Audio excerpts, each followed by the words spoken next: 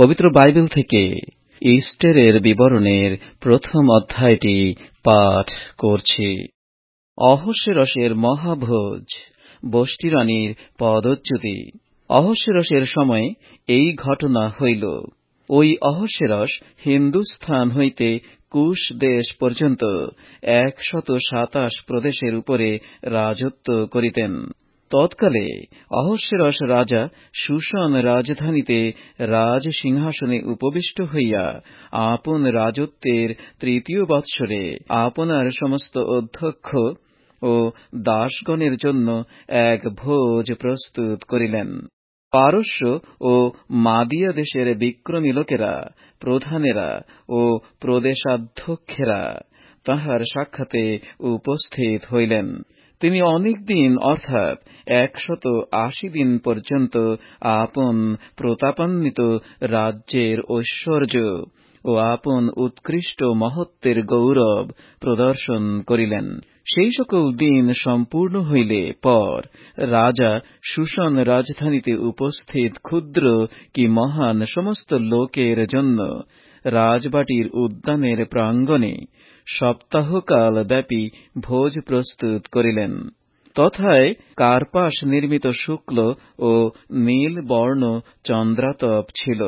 তাহা মসিনা সূত্রের বেগুনে রজ্জু দ্বারা রৌপ্যময় কড়াতে মর্মর স্তম্ভে নিবদ্ধ ছিল এবং লাল, সাদা, সবুজ ও কালো মর্মর পাথরে শিল্পিত মেজিয়াতে স্বর্ণময় ও রৌপ্যময় আসন শ্রেণী স্থাপিত ছিল। আর রাজার দাতৃত্বানুসারে স্বর্ণপাত্রে পানীয় ও প্রচুর রাজকীয় দ্রাক্ষারস দত্ত হইল। সেই সকল পাত্র নানাবিধ ছিল।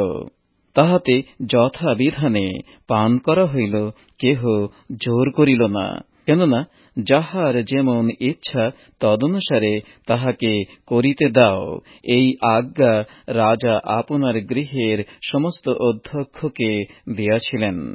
আর বষ্টি রানীও অহস্যেরসের রাজবাটিতে মহিলাগণের জন্য ভোজ প্রস্তুত করিলেন। 7ম দিন যখন রাজা দ্রাক্ষারসে প্রফুল্লচিত্ত ছিলেন, তখন তিনি মহুমন, বিস্থা, হর্বনা, বিগথা, অবগথ, শেথর, কর্কশ, অহস্যেরস রাজার সম্মুখে পরিচর্যাকারী এই 7 নপুংসককে আজ্ঞা করিলেন, যেন তাহারা প্রজাদিগকে ও অধ্যক্ষদিগকে বষ্টি রানীর সৌন্দর্য দেখাইবার জন্য তাহাকে রাজমুকুট পরাইয়া রাজার সাক্ষাতে আনয়ন করে। কেননা তিনি দেখিতে সুন্দরী ছিলেন, কিন্তু বষ্টি রানী নপুংসকদের দ্বারা প্রেরিত রাজার আজ্ঞামতে আসিতে সম্মতা হইলেন না। তাহাতে রাজা অতিশয় ক্রুদ্ধ হইলেন। তাহার অন্তরে ক্রোধাগ্নি প্রজ্বলিত হইয়া উঠিল। পরে রাজা কালজ্ঞ বিদ্বানবর্গকে এই বিষয় কহিলেন, কেননা ব্যবস্থা ও রাজনীতিজ্ঞ পুরুষ সকলের কাছে রাজার এইরূপ বলিবার প্রথা ছিল।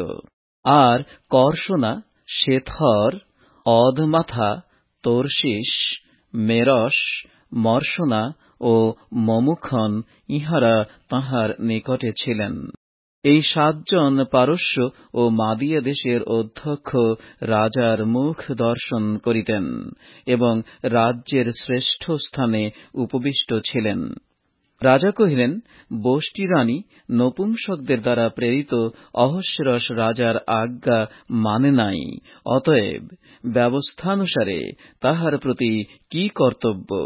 তখন মমুখন রাজার ও অধ্যক্ষদের সাক্ষাতে উত্তর করিলেন, বষ্টি রানী যে কেবল মহারাজের কাছে অপরাধ করিয়াছেন তাহা নয়, কিন্তু অহস্যেরস রাজার অধীন সমস্ত প্রদেশের সমস্ত অধ্যক্ষের ও সমস্ত লোকের কাছে অপরাধ করিয়াছেন। কেননা রানীর এই কর্মের কথা সমস্ত স্ত্রীলোকের মধ্যে রটিয়া যাইবে, সুতরাং অহস্যেরস রাজা বষ্টি রানীকে আপনার সম্মুখে আসিতে আজ্ঞা করিলেও তিনি আসিলেন না, এই কথা শুনিলে তাহারা স্বচক্ষে আপন আপন স্বামীকে অবজ্ঞা করিবে।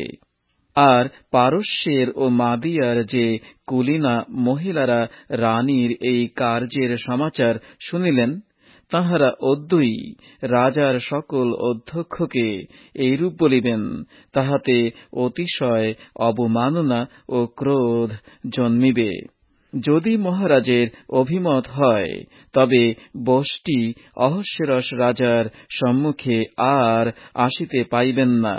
এই রাজাজ্ঞা আপনার শ্রীমুখ হইতে প্রকাশিত হোক, এবং ইহার অন্যথা যেন না হয়, এই জন্য ইহা পারসিকদের ও মাদীয়দের ব্যবস্থার মধ্যে লিখিত হোক।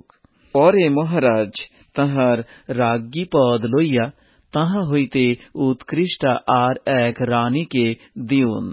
মহারাজ যে আজ্ঞা দিবেন, তাহা যখন তাহার বৃহৎ রাজ্যের সর্বত্র প্রচারিত হইবে, তখন সমস্ত স্ত্রীলোক, ক্ষুদ্র কি মহান, আপন আপন স্বামীকে মর্যাদা করিবে।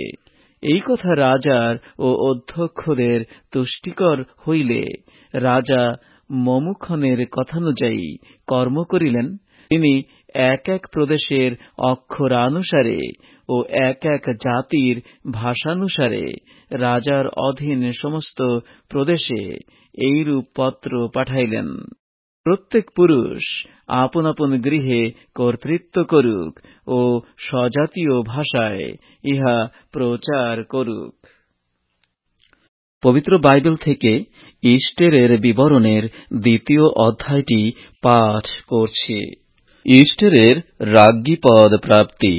এই সকল ঘটনার পরে অহস্যেরস রাজার ক্রোধ শান্ত হইলে তিনি বষ্টিকে তাহার কার্য ও তাহার প্রতিকূলে যে আজ্ঞা প্রদত্ত হইয়াছিল তাহা স্মরণ করিলেন। তখন রাজার পরিচর্যাকারী ভৃত্যেরা তাহাকে কহিল, মহারাজের জন্য সুন্দরী যুবতী কুমারীদের অন্বেষণ করা যাওক। মহারাজ আপন রাজ্যের সমস্ত প্রদেশে কর্মচারীদিগকে নিযুক্ত করুন, তাহারা সেই সকল সুন্দরী যুবতী কুমারীদিগকে শুশন রাজধানীতে একত্র করিয়া অন্তঃপুরে স্ত্রীলোকদের রক্ষক রাজ নপুংসক যে হেগয় তাহার হস্তে সমর্পণ করুক, এবং তাহাদের অঙ্গ সংস্কারার্থক দ্রব্য দত্ত হোক। পরে মহারাজের দৃষ্টিতে যে কন্যা উৎকৃষ্ট হইবেন, তিনি বষ্টির পদে রানী হন। তখন এই কথা রাজার তুষ্টিকর হওয়াতে তিনি তদনুসারে করিলেন। তৎকালে যাইরের পুত্র মর্দখয় নামে একজন যিহুদী শুশন রাজধানীতে ছিলেন। সেই যাইরের পিতা শিমিই, শিমিইর পিতা বেন্যামীনীয় কিশ। বাবিল রাজ নবুখদ্নেচ্ছর কর্তৃক বন্দীরূপে নীত যিহুদা রাজ জিকনিয়ের সঙ্গে যে সকল লোক বন্দী হইয়াছিল, কিশ তাহাদের সহিত জেরুসালেম হইতে বন্দীরূপে নীত হইয়াছিলেন। মর্দখয় আপন পিতৃব্যের কন্যা হদশাকে অর্থাৎ ইষ্টেরকে প্রতিপালন করিতেন, কারণ তাহার পিতা কি মাতা ছিল না। সেই কন্যা সুন্দরী ও রূপবতী ছিলেন। তাহার পিতামাতা মরিলে পর মর্দখয় তাহাকে পোষ্যপুত্রী করিয়াছিলেন। পরে রাজার ওই বাক্য ও আজ্ঞা প্রচারিত হইলে, যখন শুশন রাজধানীতে হেগয়ের নিকটে অনেক কন্যা সংগৃহীতা হইল, তখন ইষ্টেরও রাজবাটিতে স্ত্রীরক্ষক হেগয়ের নিকটে নীতা হইলেন। আর সেই যুবতী হেগয়ের দৃষ্টিতে উৎকৃষ্ট হইলেন ও তাহার কাছে দয়া পাইলেন, এবং তিনি সত্বর অঙ্গ সংস্কারার্থক দ্রব্যগুলি এবং আরও যে যে দ্রব্যের অংশ তাহাকে দিতে হয় তাহা এবং রাজবাটি হইতে মনোনীত 7টি দাসী তাহাকে দিলেন, এবং সেই দাসীদের সহিত তাহাকে অন্তঃপুরের উৎকৃষ্ট স্থানে লইয়া রাখিলেন। ইষ্টের আপন জাতির কি গোত্রের পরিচয় দিলেন না, কারণ মর্দখয় তাহা জানাইতে তাহাকে বারণ করিয়াছিলেন। পরে ইষ্টের কেমন আছেন ও তাহার প্রতি কি করা হয় তাহা জানিবার জন্য মর্দখয় প্রতিদিন অন্তঃপুরের প্রাঙ্গণের সম্মুখে বেড়াইতে লাগিলেন। আর 12 মাস স্ত্রীলোকদের জন্য নিয়মিত সেবা পাইলে পর অহস্যেরস রাজার নিকটে এক এক কন্যার গমনের পালা উপস্থিত হইত। যেহেতু তাহাদের অঙ্গ সংস্কারে এতদিন লাগিত, বস্তুত 6 মাস গন্ধরসের তৈল, 6 মাস সুগন্ধি ও স্ত্রীলোকের অঙ্গ সংস্কারার্থক দ্রব্য ব্যবহৃত হইত। আর রাজার নিকটে যাইতে হইলে প্রত্যেক যুবতীর জন্য এই নিয়ম ছিল, সে যে কোন দ্রব্য চাহিত তাহা অন্তঃপুর হইতে রাজবাটিতে গমন সময়ে সঙ্গে লইয়া যাইবার নিমিত্তে তাহাকে দেওয়া যাইত। সে সন্ধ্যাকালে যাইত ও প্রাতঃকালে উপপত্নীদের রক্ষক রাজ নপুংসক শাসগসের নিকটে দ্বিতীয় অন্তঃপুরে ফিরিয়া আসিত। রাজা তাহার উপরে প্রসন্ন হইয়া তাহার নাম ধরিয়া না ডাকাইলে সে রাজার নিকটে আর যাইত না। পরে মর্দখয় আপন পিতৃব্য অবিহইলের যে কন্যাকে পোষ্যপুত্রী করিয়াছিলেন, যখন রাজার নিকটে সেই ইষ্টেরের যাইবার পালা হইল, তখন তিনি কিছুই ভিক্ষা করিলেন না। কেবল স্ত্রীলোকদের রক্ষক রাজনপুংসক হেগয় যাহা যাহা নিরূপণ করিলেন তাহাই মাত্র সঙ্গে লইলেন। আর যে কেহ ইষ্টেরের প্রতি দৃষ্টি করিত, সে তাহাকে অনুগ্রহ করিত।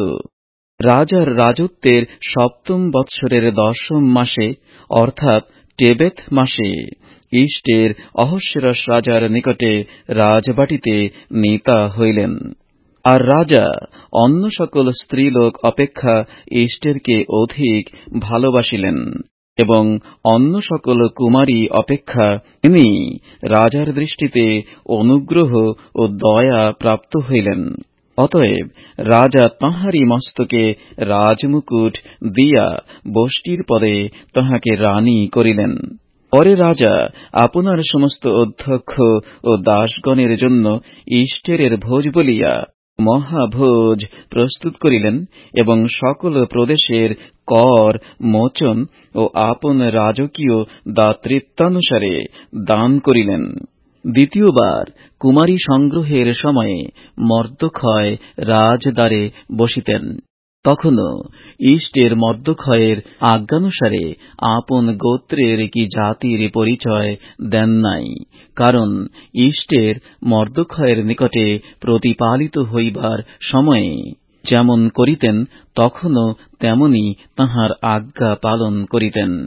সেই সময়ে, অর্থাৎ যখন মর্দখয় রাজদ্বারে বসিতেন, তখন দ্বারপালদের মধ্যে বিগথন ও পেরস নামে রাজবাটির 2 জন নপুংসক ক্রুদ্ধ হইয়া অহস্যেরস রাজার উপরে হস্তক্ষেপ করিতে চেষ্টা করিল। কিন্তু সেই বিষয় মর্দখয় জ্ঞাত হওয়াতে তিনি ইষ্টের রানীকে তাহা জানাইলেন এবং ইষ্টের মর্দখয়ের নাম করিয়া রাজাকে তাহা বলিলেন। তাহাতে অনুসন্ধানে সেই কথা সপ্রমাণ হইলে ওই 2 জনকে গাছে ফাঁসি দেওয়া হইল এবং সেই কথা রাজার সাক্ষাতে ইতিহাস পুস্তকে লিখিত হইল।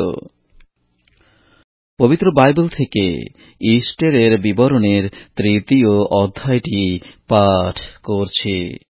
হামনের চেষ্টায় যিহুদীদের বিনাশার্থ রাজাজ্ঞা। ওই সকল ঘটনার পরে অহস্যেরস রাজা অগাগীয় হম্মদাথার পুত্র হামনকে উন্নত করিলেন, উচ্চ পদান্বিত করিলেন এবং তাহার সঙ্গী সমস্ত অধ্যক্ষ অপেক্ষা তাহাকে শ্রেষ্ঠ আসন প্রদান করিলেন।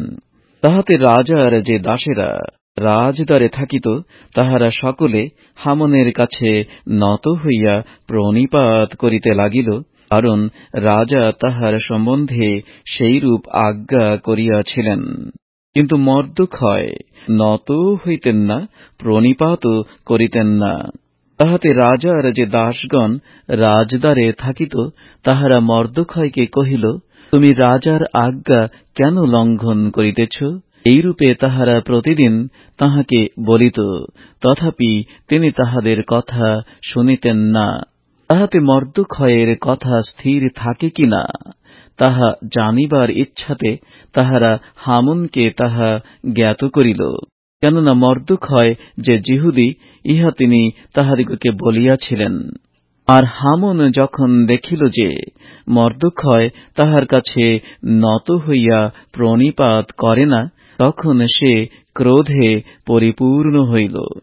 কিন্তু সে কেবল মর্দখয়ের উপরে হস্তক্ষেপ করা লঘু বিষয় মনে করিল, বরং মর্দখয়ের জাতি অবগত হওয়াতে সে অহস্যেরস রাজার সমস্ত রাজ্যে সমস্ত যিহুদীকে মর্দখয়ের জাতি বলিয়া বিনষ্ট করিতে চেষ্টা করিল।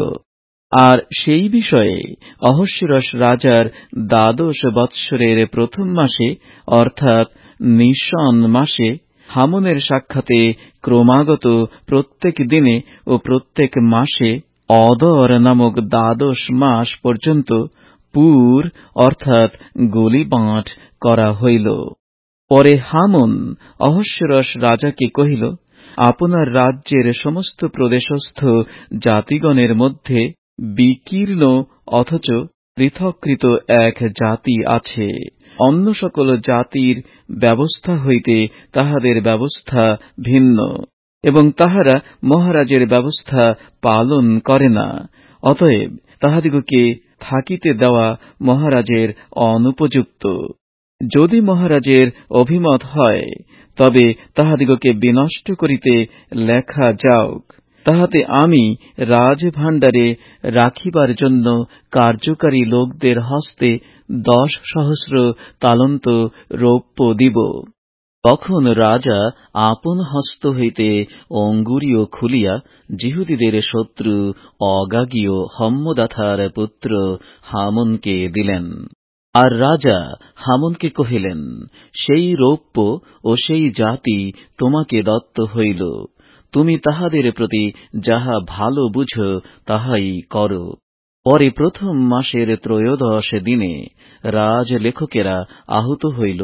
সেই দিন হামনের সমস্ত আজ্ঞানুসারে রাজার নিযুক্ত ক্ষিতিপাল সকলের ও প্রত্যেক প্রদেশের অধ্যক্ষগণের এবং প্রত্যেক জাতির প্রধানবর্গের কাছে প্রত্যেক প্রদেশের অক্ষর ও প্রত্যেক জাতির ভাষানুসারে পত্র লিখিত হইল।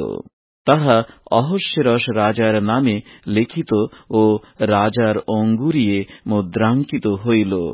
আর এই মর্মের পত্র ধাবকগণ দ্বারা রাজার অধীন সমস্ত প্রদেশে প্রেরিত হইল যে, এক দিনে অর্থাৎ অদর নামক ১২ মাসের ১৩ দিনে যুবা ও বৃদ্ধ, শিশু ও স্ত্রী শুদ্ধ সমস্ত যিহুদী লোককে সংহার, বধ ও বিনাশ এবং তাহাদের দ্রব্য লুট করিতে হইবে। সেই আজ্ঞা যেন প্রত্যেক প্রদেশে প্রদত্ত হয়, এই জন্য সেই লিপির এক অনুলিপি সকল জাতির নিকটে প্রচারিত হইল, যাহাতে সেই দিনের জন্য সকলে প্রস্তুত হয়। ধাবকগণ রাজাজ্ঞা পাইয়া সত্বর বাহিরে গেল, এবং সেই আজ্ঞা শুশন রাজধানীতে প্রচারিত হইল। পরে রাজা ও হামন পান করিতে বসিলেন, কিন্তু শুশন নগরের সকল লোক উদ্বিগ্ন হইল। পবিত্র বাইবেল থেকে ইস্টেরের বিবরণের ৪র্থ অধ্যায়টি পাঠ করছি। রাজার কাছে ইস্টেরের প্রার্থনা। পরে মর্দখয় এই সকল ব্যাপার জ্ঞাত হইয়া আপন বস্ত্র ছিঁড়িলেন এবং চট পরিধান ও ভস্য লেপন করিয়া নগরের মধ্যে গিয়া উচ্চস্বরে তীব্র ক্রন্দন করিলেন। পরে তিনি রাজদ্বারের সম্মুখ পর্যন্ত আসিলেন, কিন্তু চট পরিয়া রাজদ্বারে প্রবেশ করিবার উপায় ছিল না। আর প্রত্যেক প্রদেশের যে কোনো স্থানে রাজার বাক্য ও আজ্ঞা উপস্থিত হইল, সেই স্থানে যিহুদিগণের মধ্যে মহাশোক, উপবাস, রোদন ও বিলাপ হইল, এবং অনেকে চটে ও ভস্মে শয্যা পাতিল। পরে ইস্টেরের দাসীগণ ও নপুংসকেরা আসিয়া ঐ কথা তাহাকে জ্ঞাত করিল। তাহাতে রানী অতিশয় মনস্তাপিতা হইয়া মর্দখয়কে চট পরিত্যাগ ও বস্ত্র পরিধান করাইবার জন্য বস্ত্র প্রেরণ করিলেন, কিন্তু তিনি তাহা গ্রহণ করিলেন না। তখন ইষ্টের আপনার পরিচর্যায় নিযুক্ত রাজ নপুংসক হথককে ডাকিয়া কি হইয়াছে ও কেন হইয়াছে তাহা জানিবার জন্য মর্দখয়ের কাছে যাইতে আজ্ঞা করিলেন। পরে হথক রাজদ্বারের সম্মুখস্থ নগরের চকে মর্দখয়ের নিকটে গেলেন। তাহাতে মর্দখয় আপনার প্রতি যাহা যাহা ঘটিয়াছে এবং যিহুদিদিগকে বিনষ্ট করিবার জন্য হামন যে পরিমাণের রৌপ্য রাজভাণ্ডারে দিতে প্রতিজ্ঞা করিয়াছে তাহা তাহাকে জানাইলেন। আর তাহাদের বিনাশার্থে যে আজ্ঞাপত্র সুশনে দত্ত হইয়াছে তাহার একখানি অনুলিপি তাহাকে দিয়া ইষ্টেরকে তাহা দেখাইতে ও আজ্ঞা করিতে বলিলেন, এবং তিনি যেন রাজার নিকটে প্রবেশ করিয়া তাহার কাছে বিনতি ও স্বজাতির জন্য অনুরোধ করেন এমন আদেশ করিতে বলিলেন। পরে হথক আসিয়া মর্দখয়ের কথা ইষ্টেরকে জ্ঞাত করিলেন। তখন ইষ্টের হথককে এই কথা বলিয়া মর্দখয়ের কাছে যাইতে আজ্ঞা করিলেন। রাজার দাসগণ ও রাজার অধীন প্রদেশসমূহের প্রজারা সকলেই জানে, পুরুষ কি স্ত্রী যে কেহ আহত না হইয়া ভিতরের প্রাঙ্গণে রাজার নিকটে যায়, তাহার জন্য একমাত্র ব্যবস্থা এই যে তাহার প্রাণদণ্ড হইবে। কেবল যে ব্যক্তির প্রতি রাজা স্বর্ণময় রাজদণ্ড বিস্তার করেন সেই মাত্র বাঁচে। আর 30 দিন অবধি আমি রাজার নিকটে যাইবার জন্য আহুতা হই নাই। ইষ্টেরের এই কথা মর্দখয়কে জ্ঞাত করা হইল। তখন মর্দখয় ইষ্টেরকে এই উত্তর দিতে কহিলেন, সমস্ত যিহুদীর মধ্যে কেবল তুমি রাজবাটিতে থাকাতে রক্ষা পাইবে তাহা মনে করিও না। ফলে যদি তুমি এ সময়ে সর্বতোভাবে নীরব হইয়া থাকো, তবে অন্য কোন স্থান হইতে যিহুদীদের উপকার ও নিস্তার ঘটিবে, কিন্তু তুমি আপন পিতৃকুলের সহিত বিনষ্ট হইবে। আর কে জানে যে তুমি এই প্রকার সময়ের জন্যই রাজ্ঞী পদ পাও নাই। তখন ইষ্টের মর্দখয়কে এই উত্তর দিতে আজ্ঞা করিলেন, তুমি যাও, সুশনে উপস্থিত সমস্ত যিহুদীকে একত্র করো এবং সকলে আমার নিমিত্ত উপবাস করো। 3 দিবস দিনে কি রাত্রিতে কিছু আহার করিও না, কিছু পানও করিও না। আর আমিও আমার দাসীরাও তদ্রূপ উপবাস করিব। এইরূপে আমি রাজার নিকটে যাইব, তাহা ব্যবস্থা বিরুদ্ধ হইলেও যাইব, আর যদি বিনষ্ট হইতে হয় হইব। পরে মর্দখয় গিয়া ইষ্টেরের সমস্ত আজ্ঞানুসারে কার্য করিলেন। পবিত্র বাইবেল থেকে ইষ্টেরের বিবরণের 5ম অধ্যায়টি পাঠ করছি। আর 3য় দিনে ইষ্টের রাজকীয় পরিচ্ছদ পরিধান করিয়া রাজার গৃহের ভিতরে প্রাঙ্গণে রাজার গৃহের সম্মুখে দাঁড়াইলেন।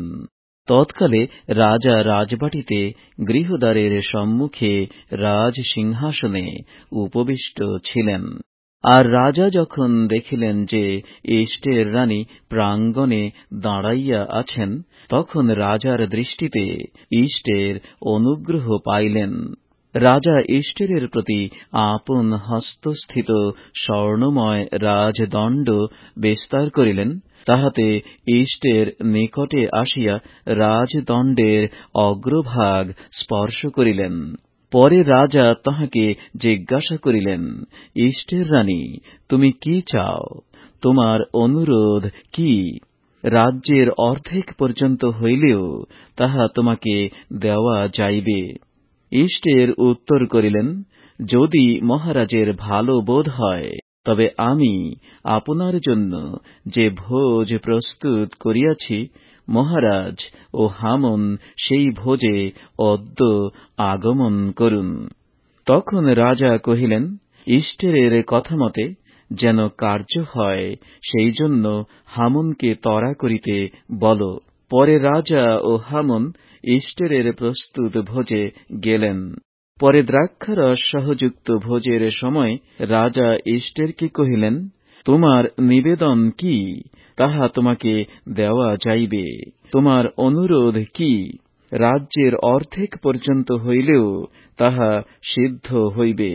তাহাতে এস্টের উত্তর করিয়া কহিলেন, আমার নিবেদন ও অনুরোধ এই, আমি যদি মহারাজের দৃষ্টিতে অনুগ্রহ পাইয়া থাকি এবং আমার নিবেদন গ্রাহ্য করিতে ও আমার অনুরোধ সিদ্ধ করিতে যদি মহারাজের ভালো বোধ হয়, তবে আমি আপনাদের জন্য যাহা প্রস্তুত করিব, মহারাজ ও হামন সেই ভোজে আগমন করুন এবং আমি কল্য মহারাজের আজ্ঞানুসারে উত্তর করিব।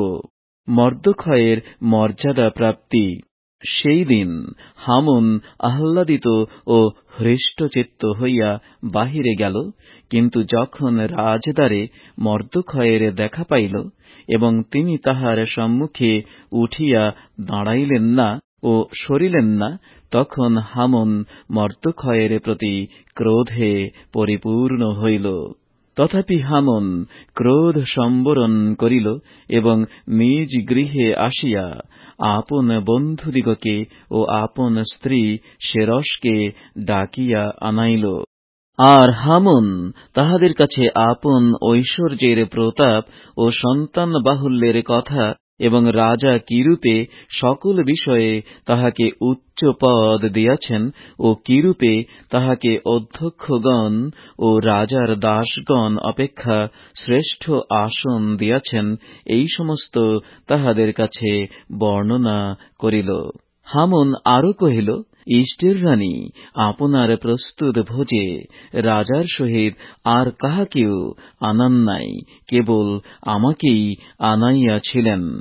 কল্যও আমি রাজার সহিত তাহার কাছে নিমন্ত্রিত আছি। কিন্তু যে পর্যন্ত আমি রাজদ্বারে উপবিষ্ট যেহুদী মর্দখয়কে দেখিতে পাই, সেই পর্যন্ত এই সকলেতেও আমার শান্তি বোধ হয় না।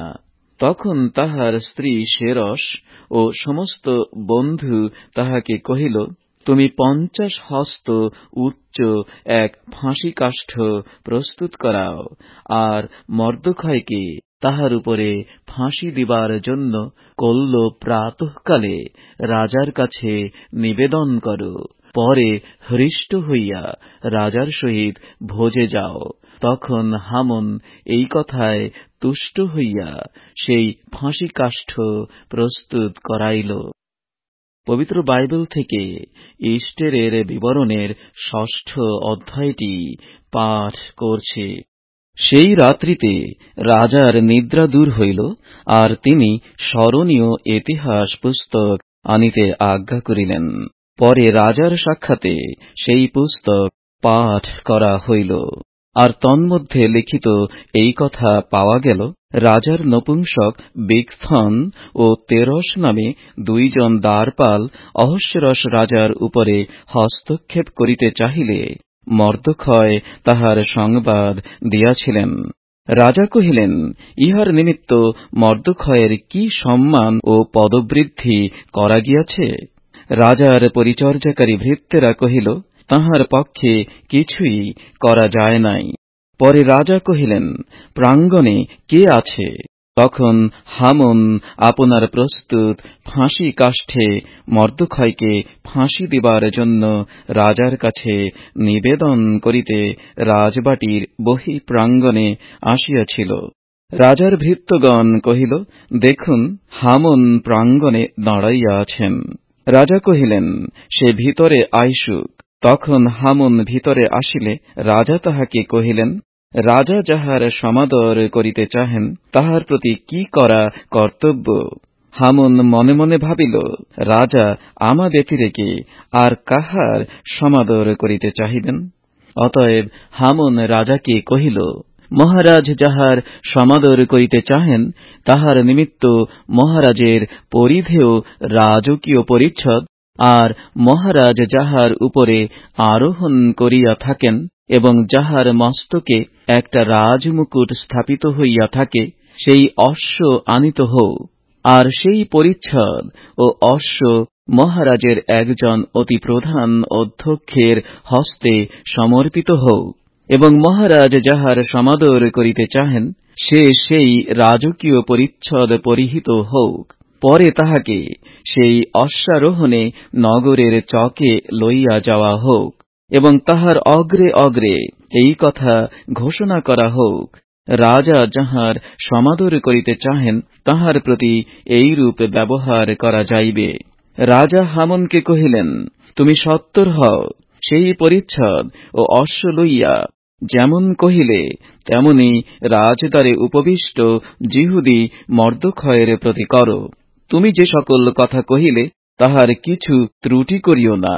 তখন হামন সেই পরিচ্ছদ ও অশ্ব লইল, মর্দখয়কে পরিচ্ছদ পরাইয়া দিল এবং অশ্বারোহণে নগরের চকে গমন করাইল। আর তাহার অগ্রে অগ্রে এই কথা ঘোষণা করিল, রাজা যাহার সমাদর করিতে চাহেন তাহার প্রতি এইরূপ ব্যবহার করা যাইবে। পরে মর্দখয় রাজদ্বারে ফিরিয়া গেলেন, কিন্তু হামন শোকান্বিত হইয়া বস্ত্র দ্বারা মস্তক আচ্ছাদন করিয়া সত্বর আপন গৃহে চলিয়া গেল। আর হামন আপন স্ত্রী সেরসকে ও সমস্ত বন্ধুকে আপনার সম্বন্ধীয় সকল ঘটনার কথা কহিল। তাহাতে তাহার জ্ঞানবান লোকেরা ও তাহার স্ত্রী সেরস তাহাকে কহিল, যাহার সম্মুখে তোমার এই পতনের আরম্ভ হইল, সেই মর্দখয় যদি যিহুদী বংশীয় লোক হয়, তবে তুমি তাহাকে জয় করিতে পারিবে না, বরং তুমি তাহার সম্মুখে নিশ্চয়ই পতিত হইবে। তাহারা তাহার সহিত কথাবার্তা কহিতেছে, ইতিমধ্যে রাজ নপুংসকেরা আসিয়া ইস্টেরের প্রস্তুত ভোজে হামনকে উপস্থিত করিবার জন্য তরা করিল। পবিত্র বাইবেল থেকে ইস্টেরের বিবরণের 7ম অধ্যায়টি পাঠ করছি। হামনের বিনাশ, মর্দখয়ের পদোন্নতি। পরে রাজা ও হামন ইস্টের রানীর সহিত পান করিতে আসিলেন। আর রাজা সেই দ্বিতীয় দিনে দ্রাক্ষারস সহযুক্ত ভোজের সময় ইস্টেরকে পুনর্বার কহিলেন, ইস্টের রানী, তোমার নিবেদন কি, তাহা তোমাকে দেওয়া যাইবে, এবং তোমার অনুরোধ কি, রাজ্যের অর্ধেক পর্যন্ত হইলেও তাহা সিদ্ধ করা যাইবে। তখন ইস্টের রানী উত্তর করিলেন, মহারাজ, আমি যদি আপনার দৃষ্টিতে অনুগ্রহ পাইয়া থাকি ও যদি মহারাজের ভালো বোধ হয়, তবে আমার নিবেদনে, আমার প্রাণ ও আমার অনুরোধে আমার জাতি আমাকে দত্ত হোক। কেননা আমি ও আমার স্বজাতি আমরা সংহারিত, নিহত ও বিনষ্ট হইবার নিমিত্ত বিকৃত হইয়াছি। যদি আমরা কেবল দাস দাসী হইবার জন্য বিকৃত হইতাম, তবে আমি নীরব থাকিতাম, কিন্তু তাহা হইলেও মহারাজের ক্ষতিপূরণ করা বিপক্ষের অসাধ্য হইত।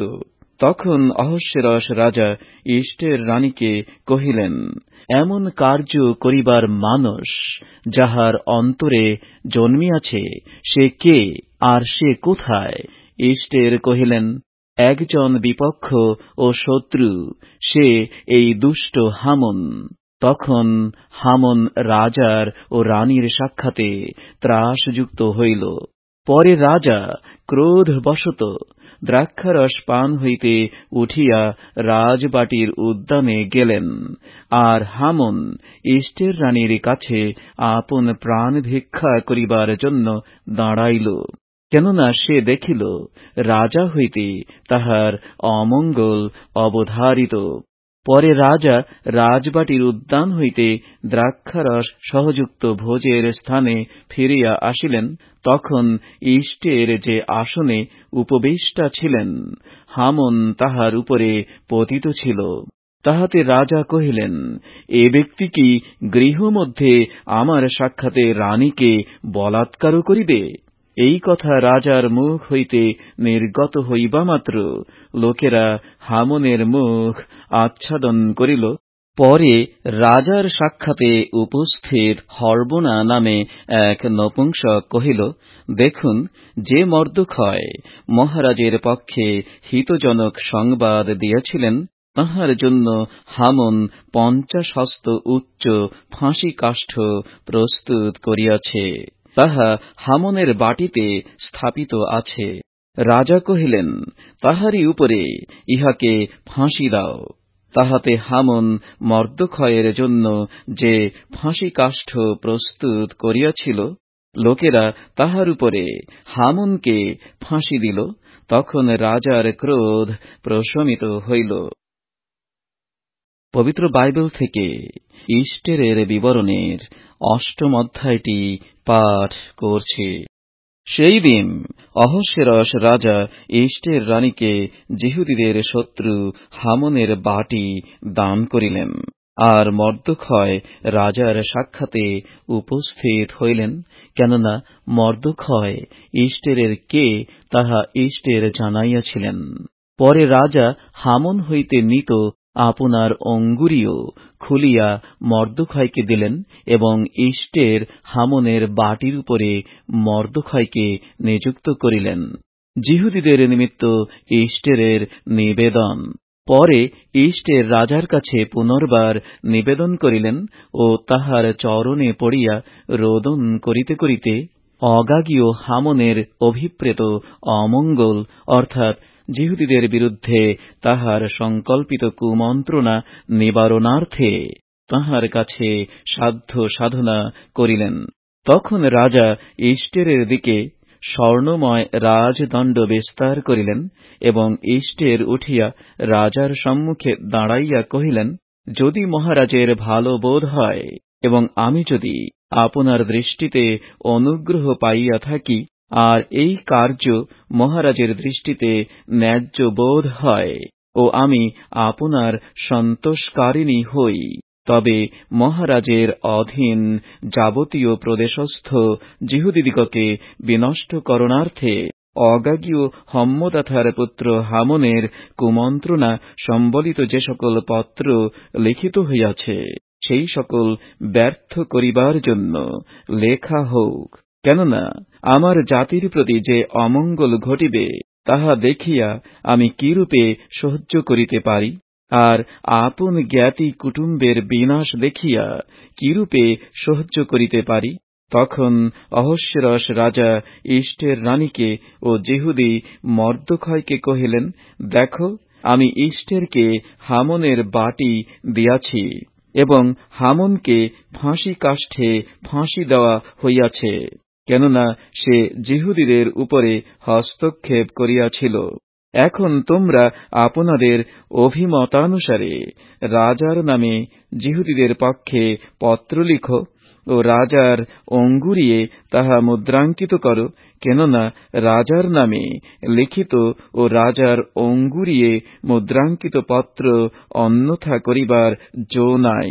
তখন 3য় মাসে, অর্থাৎ শিবন মাসের 23 দিনে রাজার লেখকেরা আহত হইল, আর মর্দখয়ের সমস্ত আজ্ঞানুসারে যিহুদীদিগকে, ক্ষিতিপালদিগকে এবং হিন্দুস্থান অবধি কুশ দেশ পর্যন্ত 127 প্রদেশের মধ্যে প্রত্যেক প্রদেশের অক্ষরানুসারে ও প্রত্যেক জাতির ভাষানুসারে দেশাধ্যক্ষগণকে ও প্রদেশ সকলের প্রধানবর্গকে এবং যিহুদীদের অক্ষর ও ভাষানুসারে তাহাদিগকে পত্র লেখা গেল। তাহা অহস্যেরস রাজার নামে লিখিত ও রাজার অঙ্গুরিয়ে মুদ্রাঙ্কিত হইল। পরে দ্রুতগামী বাহনারূঢ় অর্থাৎ বড় বাজাত রাজকীয় অশ্বে আরূঢ় ধাবকগণের হস্ত দ্বারা সেই সকল পত্র প্রেরিত হইল। তদ্বারা রাজা যিহুদীদিগকে এই অনুমতি দিলেন যে অহস্যেরস রাজার অধীন সমস্ত প্রদেশ এক দিনে অর্থাৎ অদর নামক 12 মাসের 13 দিনে তাহারা প্রত্যেক নগরে একত্র হইয়া আপন আপন প্রাণ রক্ষার্থে দণ্ডায়মান হইতে এবং যে কোন জাতি কি প্রদেশ তাহাদের বিপক্ষতা করে তাহার সমস্ত বল অর্থাৎ সেই বিপক্ষগণকে ও তাহাদের বালক বালিকা ও স্ত্রী সকলকে সংহার বধ ও বিনাশ করিতে এবং তাহাদের দ্রব্য সকল লুট করিতে পারিবে। আর প্রত্যেক প্রদেশে রাজাজ্ঞা বলিয়া প্রচারিত হইবার জন্য এবং যিহুদীরা যেন আপন শত্রুদের প্রতিশোধ দানার্থে সেই দিনের নিমিত্ত প্রস্তুত হয়, তজ্জন্য সেই লিপির অনুলিপি সমস্ত জাতিকে জ্ঞাত করা গেল। পরে দ্রুতগামী রাজকীয় বাহনারূঢ় ধাবকগণ রাজার আজ্ঞায় ত্বরিত ও প্রবর্তিত হইয়া যাত্রা করিল এবং সেই আজ্ঞা শুশন রাজধানীতে প্রদত্ত হইল। পরে মর্দখয় নীল ও শুক্লবর্ণ রাজকীয় পরিচ্ছদ পরিহিত, সুবর্ণময় বৃহৎ মুকুটে ভূষিত এবং মসিনা সূত্রের বেগুনে বস্ত্রে বস্ত্রান্বিত হইয়া রাজার সম্মুখ হইতে বাহিরে গেলেন। আর শুশন রাজধানী হর্ষনাদ ও আনন্দ করিল। যিহুদীরা দীপ্তি, আনন্দ, আমোদ ও সম্মান প্রাপ্ত হইল। আর প্রতি প্রদেশে ও প্রতি নগরে যে কোন স্থানে রাজার ওই বাক্য ও আজ্ঞা উপস্থিত হইল, সেই স্থানে যিহুদীদের আনন্দ, আমোদ, ভোজ ও সুখের দিন হইল। আর দেশীয় জাতি সকলের অনেক লোক যিহুদী মতাবলম্বী হইল, কেননা যিহুদীদের হইতে তাহাদের ত্রাস উৎপন্ন হইয়াছিল। পবিত্র বাইবেল থেকে ইস্টেরের বিবরণের 9 অধ্যায়টি পাঠ করছি। যিহুদীদের রক্ষা। পরে 12 মাসের অর্থাৎ অদর মাসের যে 13 দিবসে রাজার ওই বাক্য ও আজ্ঞা কার্যে পরিণত হইবার সময় নিকটবর্তী হইল, অর্থাৎ যেদিন যিহুদীদের শত্রুগণ তাহাদের উপরে প্রভুত্ব করিবার অপেক্ষা করিয়াছিল, সেই দিন এমন বিপরীত ঘটনা হইল যে যিহুদীরাই আপনাদের বিদ্বেষীদের উপরে প্রভুত্ব করিল। যিহুদীরা আপনাদের হিংসা চেষ্টাকারীদের উপরে হস্তক্ষেপ করিবার জন্য অহস্যেরস রাজার সমস্ত প্রদেশে আপন আপন নগরে একত্র হইল এবং তাহাদের সম্মুখে কেহ দাঁড়াইতে পারিল না, কেননা তাহাদের হইতে সমস্ত জাতির ত্রাস উৎপন্ন হইয়াছিল। আর প্রদেশ সকলের প্রধানবর্গ, ক্ষিতিপাল, দেশাধ্যক্ষগণ ও রাজ কর্মচারীগণ সকলে যিহুদীদের সাহায্য করিলেন, কারণ মর্দখয় হইতে তাহাদের ত্রাস উৎপন্ন হইয়াছিল। কেননা মর্দখয় রাজবাটির মধ্যে মহান ছিলেন ও তাঁহার যশ সকল প্রদেশে ব্যাপ্ত হইল। বস্তুত সেই মর্দখয় উত্তরোত্তর মহান হইয়া উঠিলেন। আর যিহুদীরা আপনাদের সমস্ত শত্রুকে খড়গাঘাত, সংহার ও বিনাশ করিল। তাহারা তাহাদের বিদ্বেষীদের প্রতি যাহা ইচ্ছা তাহাই করিল। আর শুশন রাজধানীতে যিহুদীগণ 500 লোককে বধ ও বিনাশ করিল।